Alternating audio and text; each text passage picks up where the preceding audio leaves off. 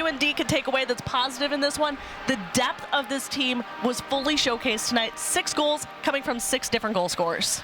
The big thing for me was when they needed to take control of the game and get the offense that they needed, they were able to do that.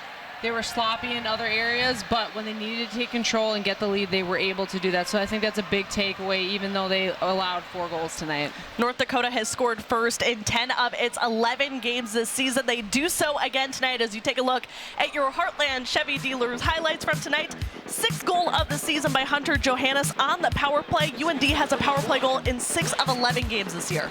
And not your traditional power play goal as it came off of the rush, but Cameron Berg, very patient, didn't throw it on net when he got possession, was patient, found Johannes in the high slot.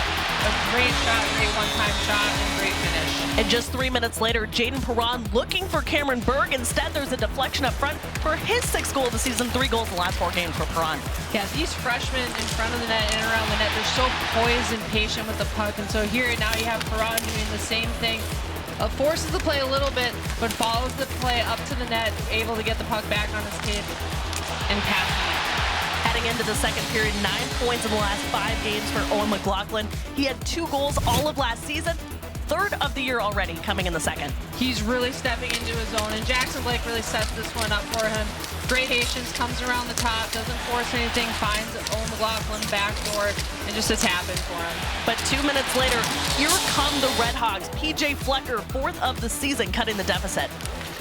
Miami made a big push in the second half of the second period, and 3 of the 4 goals came from point shots today. So this was the first one. Fletcher with a shot, good screen, good tip in front. I was gonna say, don't blink, because just 1 minute later, it's a 3-2 game. Matthew Barbolini, the Red Hawks team leading goal scorer, 5th of the year.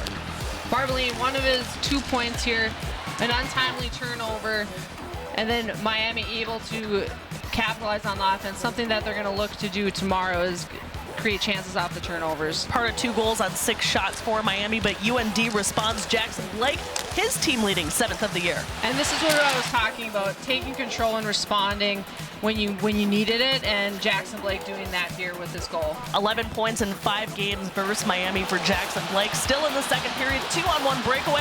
Owen McLaughlin doing what he does best. Check out this feed to Carson Albrecht, his first goal since February 10th last year.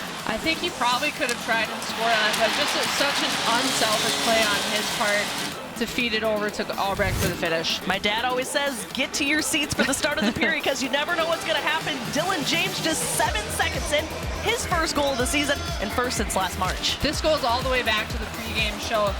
UND loses this face-off, but because Dylan James jumps the play, he's able to get to the puck first and then able to put the puck in the back of the net. Miami's not done, though. 2:28 to play, 4-on-3 opportunity for the Red Hawks, and it's Spencer Cox who connects.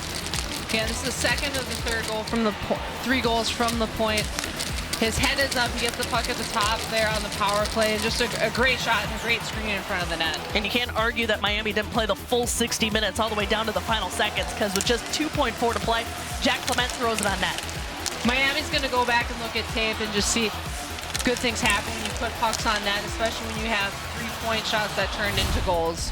So 6-4 is the final tonight. UND improves to 8-2-1 on the season, while Miami drops to 4-6-1. You take a look at this, it's pretty obvious. 42 shots on goal for North Dakota, most since last year.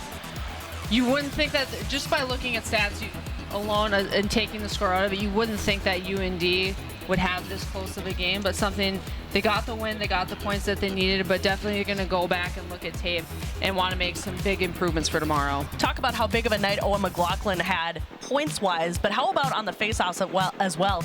11 of those 29 wins coming from the sophomore. I mean, when you start with the puck, especially when you have a line like Gaber, McLaughlin, and Blake, when they have the puck, they're doing things, they're scoring, they're producing, they're creating chances, they're drawing lots of penalties. So when they have the puck, you have to be aware at all times. So when you're winning it off the faceoff, you're wasting less energy trying to get the puck back. Got to be happy with that stat, especially with Jake Schmaltz not in the lineup this weekend due to injury.